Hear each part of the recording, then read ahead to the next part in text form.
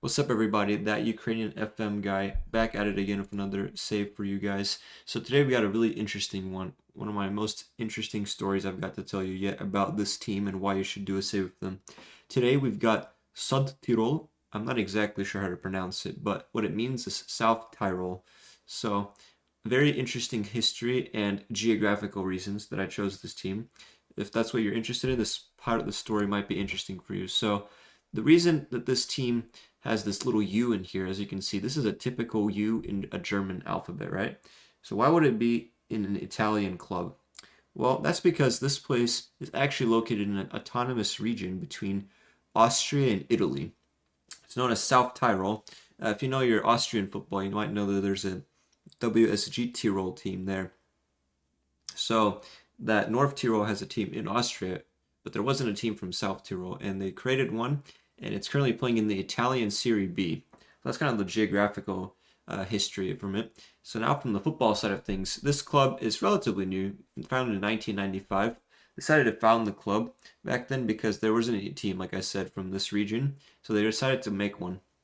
And well, as you can see, their history is actually quite good for how recent it is. They started off in the whatever divisions these are, got back-to-back promotions, stayed a few seasons in Serie D, and then after a long time in Serie C, they got promoted by finishing in the top of the table with a pretty crazy goal difference, 49 goals scored and only 9 conceded in 38 games. So that's pretty impressive.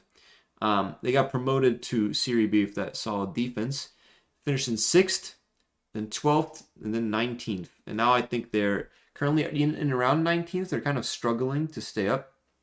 But still, for a team of this recent history, and as you can see in a second, it's not a very big club.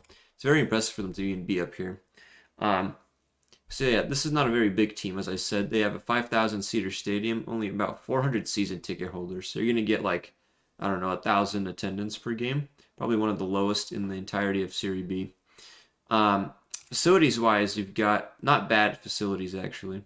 Your stadium is pretty new. You're paying rent on it, but yeah, your facilities are pretty good for this kind of level, I would say. Um, so yeah, as we can see here, there's some interesting things to look at once we're going to look at the club vision and finances. Financially, they've got 2 million euros and they've got 700,000 to spend on the transfer budget if you're using the updated transfers like I am for the rest of FM.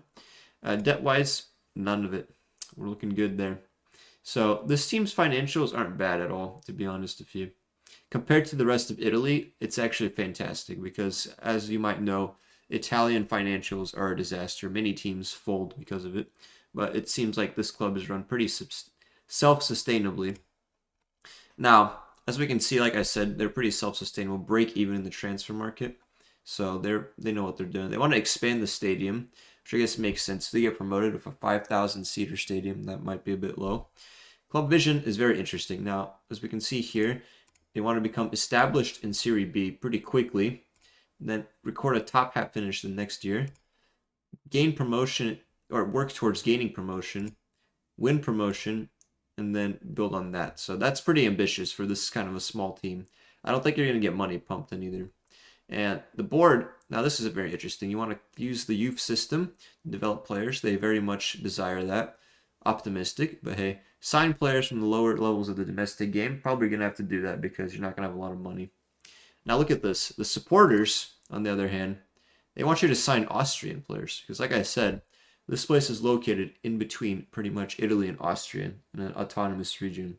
So now it's not exactly a big on their agenda, but you have a lot of Austrian fans, so they want you to get some Austrian players. Are they doing that in real life? No, they're not. But just because they're not doing it doesn't mean that you can't put yourself through another additional challenge and sign those Austrian players. And also sign Italian players, which they are doing. A couple of foreigners sprinkled in there, but a lot of Italians. Now, if we're looking at the club you're working with, in your first season, you're expected to finish mid-table. Your squad quality, if we look at the season preview, which is kind of accurate, I guess, it's about below average. So it's a little bit lower than mid-table, but it's nothing too crazy, as you can see. Mid-table is just a couple of odds away. Your kind of key players, if you wanted to look at those, you've got Daniel Casiraghi, 30 years old, looks very solid. You've got Silvio Mercar, an Albanian. a little bit of a big target forward or poacher. And then you've got some other guys, Matteo Rover here, Fabian Tate, another good striker here, Rafael Odogwu, looks a very big striker as well. Now, I don't have a lot of young talents. You got Rafael Koffler here, who sounds more German, so probably come from around the region somewhere. Yeah, so there's a couple of youngsters here, but not many. As you can see, a lot of your team is pretty old. You got Andrea Maciello, I think played for Atalanta, yeah. Look at those physicals. Those are absolute baller physicals, but hey, he's not bad for the level still. So you got a couple of oldies here that you're going to have to replace. Some bigger names too. Jasmine Kurtic was a Serie player recently. He's not bad, but yeah, the physicals are gone, so it looks like you're going to be playing some kind of low tempo system. So yeah, this team is very interesting, like I said. You've got a lot to work with. You got an old squad to deal with. You might want to sign Austrian players if you want to get a big challenge. Your wage budget is going to be pretty low. Wow, you got a lot of wages on these guys. This guy's making 25K for some reason.